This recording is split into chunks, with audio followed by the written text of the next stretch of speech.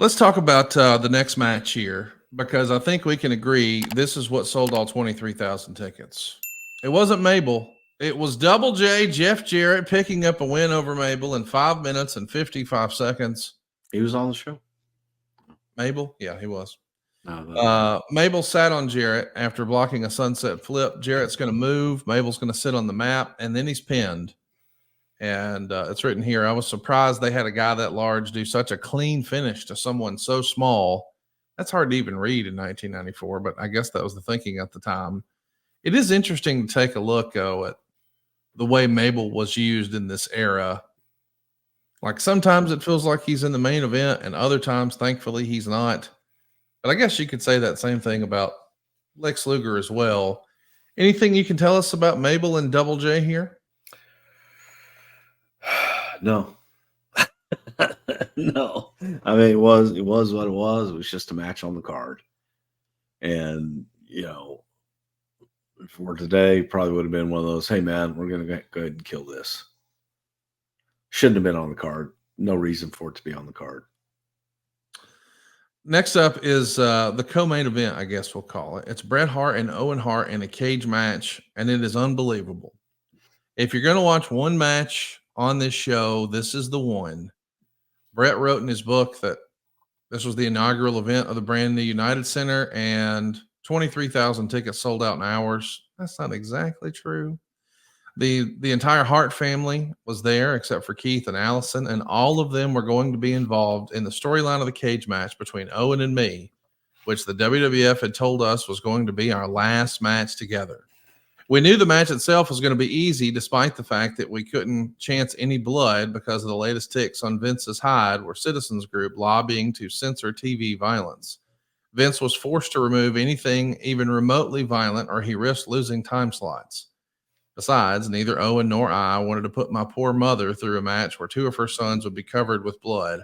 Our only option was to make as many dramatic near escapes as we could. This is an incredible match. Bret talks about how he had 5 days of rest afterwards because this match just took such a toll on him. An incredible performance, 32 minutes and 22 seconds.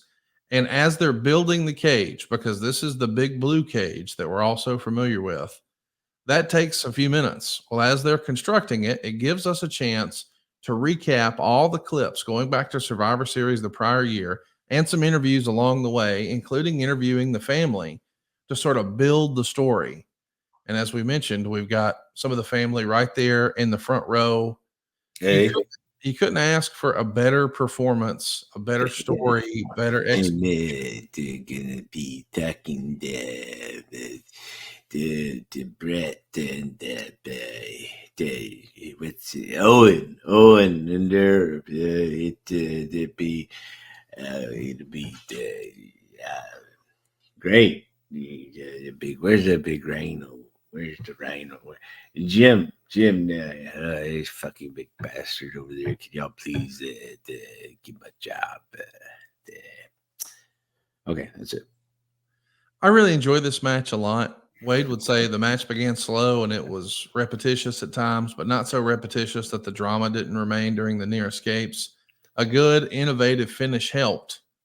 And he said that the match was just too long, too repetitive, and too methodical to be a show saver. It's weird because Wade gave this 3 stars, but Dave gave it 5 stars and says this probably because one in the Tokyo Dome. If it was in the Tokyo Dome, be like 18 stars. 5 is as high as they went in 94. Oh, well, yeah, well, okay. This probably won't win match of the year, but it beat their WrestleMania match, and I believe it'll be years before we see a cage match under these limiting circumstances that are this good.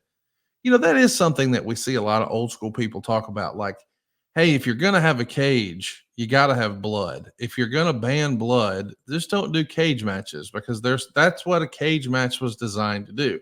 But here is an example of a cage match without blood that, according to Dave Meltzer, was 5 stars.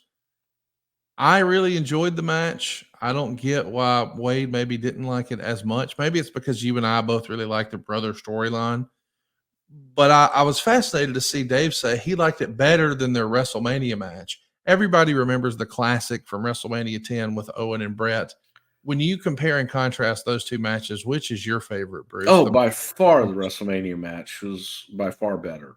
And look, I've got, a different viewpoint of this match because it was so heavy.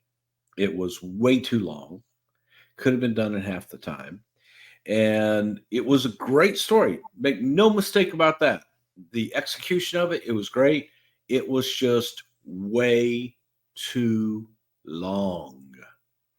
And it hurt the show. It hurt the show being too long. I can't knock, anything that they did in the match other than just they could have cut out half of what they did. And still, then it would have been great. But if you ask me between WrestleMania and this, I think WrestleMania was a lot better just because of the finish and the match. And it was their first time and it was magical. But I can't, really say anything bad about this other than it was just way, way, way, way, way too long. And, they did their thing. We got everything accomplished that we wanted to get accomplished. But this was also the time of you had a window on pay-per-view that you had to get within that window or they cut you off. And all the advertisements, everything was centered around one match. That was Undertaker versus Undertaker. And we had to lose like 15 minutes of that match because of this match. So I just thought it was, uncalled for. And if someone had done that to Bret, I think Bret would have been very upset. And for him to go out and do that, I just thought it was not good. It was not good. Hey, it's Conrad Thompson here to tell you a little more about what adfreeshows.com is all about. Get early, ad-free access to more than a dozen of your favorite wrestling podcasts every single week, starting at just $9. That's less than 20 cents an episode each month. And yes, you can listen to them all directly through Apple Podcasts or your regular podcast apps. How easy is that? Ad-free shows also has thousands of hours worth of bonus content and docuseries like Title Chase, Eric Fires Back, Conversations with Conrad, and The Insiders. Plus new series like The Book with David Crockett, Monday Mailbags with Mike Chioda and Nick Patrick, and a whole lot more. And you want to talk about early? You can't get any earlier than listening to the shows live. You can be a part of the live studio audience as we record the podcast. Plus, ride shotgun alongside your favorite childhood heroes for live watch-alongs, Q&As, and other interactive experiences every single month.